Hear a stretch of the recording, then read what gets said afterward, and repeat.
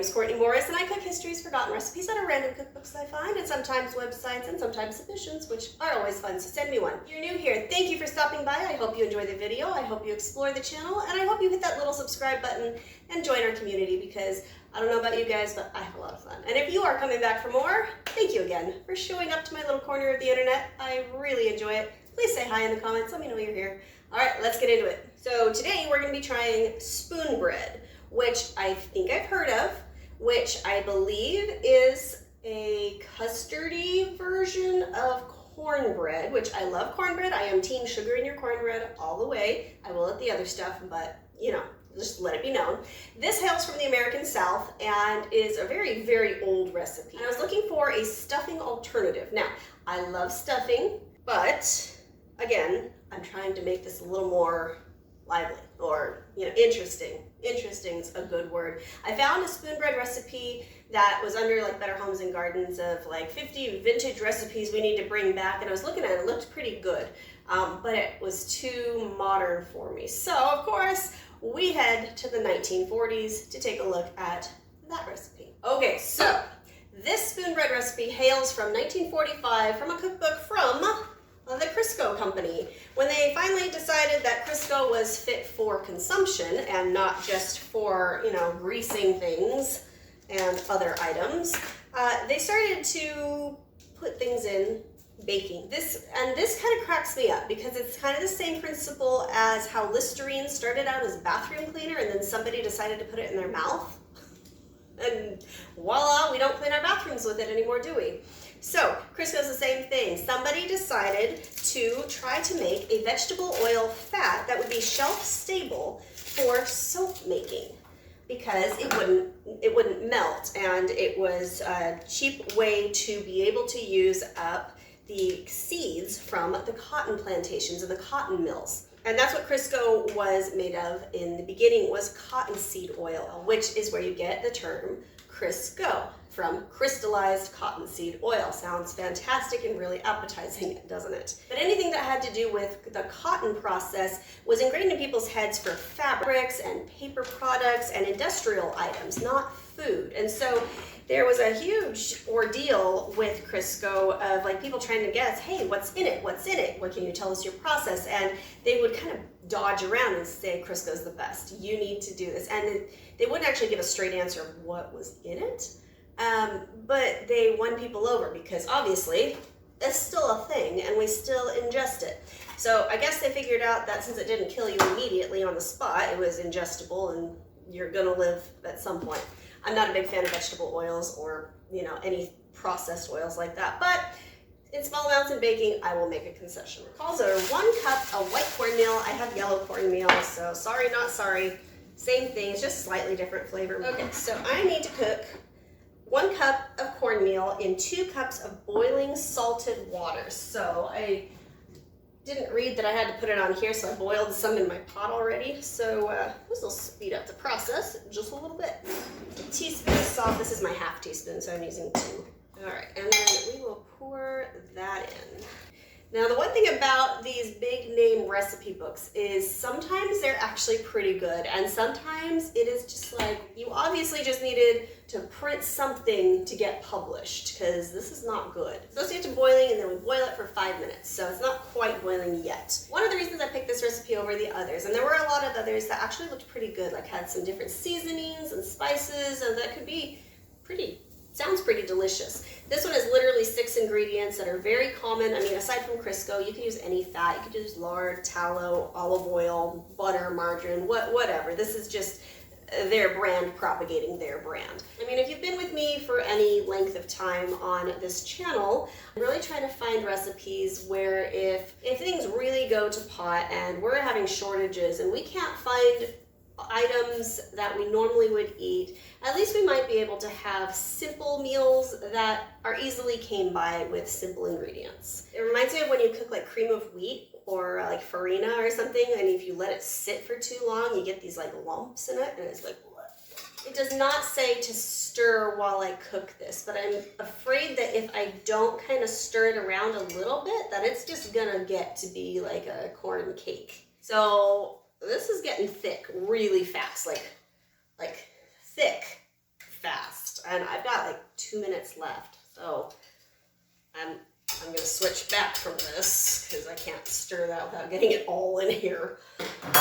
Okay, well, you can kind of tell how old a recipe is 3 ways. First of all, when they use ingredients that don't exist anymore, like for instance, oleo, we don't use that anymore. We use margarine, which is the exact same thing, but you can tell it dates it a little bit. The other way is by how well the instructions are written.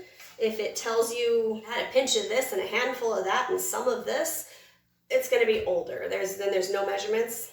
It's a pain in the butt, but it's older. And the other way is when it tells you to remove it from the fire. Because the Western world right now does not cook over fires unless you're camping or have a specialty interest in it. Western world, second you got a gas stove or something that involved electricity, fires were out. So in this case, this is an older recipe. Okay, so and now it says remove from fire. Add Crisco, 2 tablespoons of Crisco, which I guess I should have kept this wrapper on because it gives you the measurements right here. Okay, we're gonna mix that in. It does make it smooth, but that's what oil does. That's what fats do. What does it say that this is? Soybean oil. So we've moved from cottonseed oil to soybean oil, fully hydrogenated palm oil. Yeah, so no more cottonseed oil. And I'm not entirely sure why. Not that soybean oil or partially hydrogenated, whatever oil is good for you anyways. For the sake of an older recipe. Okay, so I don't know if you can see that now. It's a much nicer, smooth texture and slides. Okay, now I can stir in my eggs, my milk. So 3 eggs and a half cup of milk. I wouldn't actually mind putting this through a blender, but a whisk is gonna have to do. So let's talk cost breakdown here. And this one I had to do the math a couple times because it was kind of surprising how cheap this, like pennies cheap this is. Okay, so my 1 cup of cornmeal was 9 cents. My water was free. I didn't do my salt because that's negligible. I mean, it would be like less than a penny. My Crisco, I used 2 tablespoons and that cost me 30 cents. My eggs were free because we've got chicken, so that would go up in price a little bit had you needed to get store-bought. And my half cup of milk cost me 10 cents. This whole entire recipe cost me 50 cents. 50 cents to make this. I didn't think you could do that in this day and age. It smells like cream of wheat, but corn. Now it says to bake in a 7 to 8 inches wide with a lightly Criscoed baking dish. So I'm just gonna take a little bit of that and then go wash my hand because I didn't think that went through.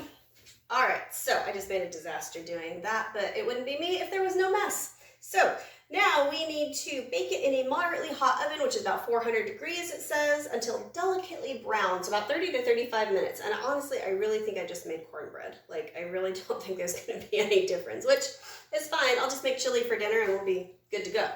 Thanksgiving side dish, we'll see. Okay, so I think I just made cornbread, but the souffle part, like it feels like, if I poke it, it feels like a quiche. The texture feels like a quiche. Now, my cornbread recipe, my personal one, has white flour in it, so it feels more like a cake. I also have a skillet cornbread one, which doesn't have any sugar in it, but it doesn't have any white flour in it either, but it doesn't feel like this. Like, this is poofy, and I wonder if that has something to do with cooking the corn before you bake it. You add that water content into the corn grounds. Okay, well, it smells good. Oh, and the other thing, when I took it out, oh, it's still hot. When I took it out of the oven, it was domed, like not that big, but I mean, it was domed and then it fell like a souffle. So maybe we do have a custard type of texture here. I'm getting more pudding vibes. It sounds wet too, as gross as that might sound. It sounds very, ooh, oh, okay, yeah, okay, I get, ow, hot, I get that. It's custardy. It looks like a quiche. All right, I'll give you a close-up of this. Look at this. It's like a I don't know what, like a quiche is the only thing that I can, like, I took it out of there and there's no crumbs. It all holds together and it's really moist. Flavor-wise, I'm betting you anything's gonna taste like cornbread because what it's got in it.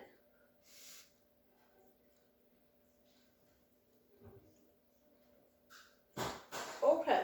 Okay.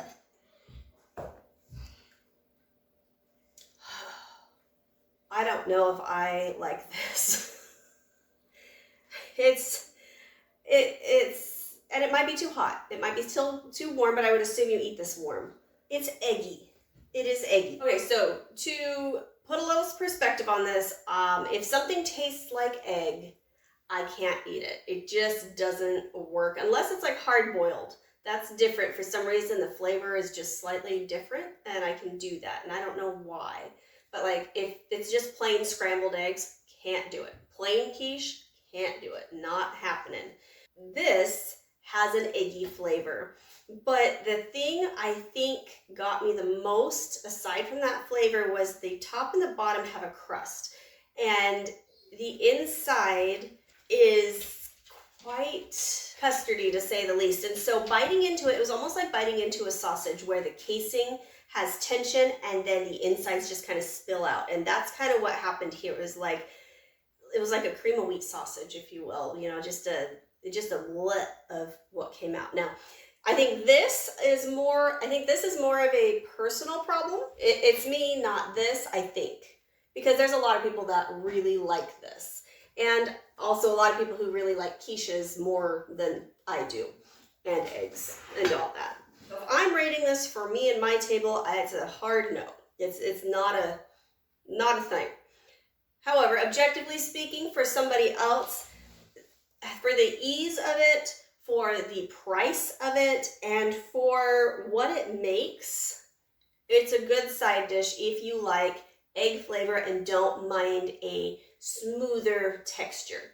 It's not a bad recipe, and I think I really need to be objective on this one. But since this recipe has been around for so long and it's still being made and people still like it, that tells me that this is more of a me problem rather than a recipe problem. So would I recommend this? If you don't like eggs and you're sensitive to custardy smooth textures, I'd shy away from it. If you don't mind that, it's not a bad recipe. It really isn't. And I would say, you know what? Give it a try.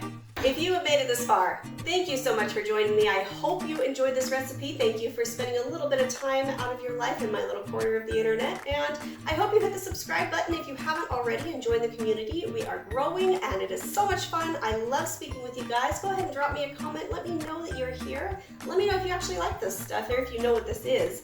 Also, if you enjoyed the video, hit the little thumbs up button, give it a like, and don't forget to hit the little bell notification that tells you I upload every Monday with a new historical recipe experiment. Thank you so much. I hope you have a great week, and I will see you next Monday. Bye.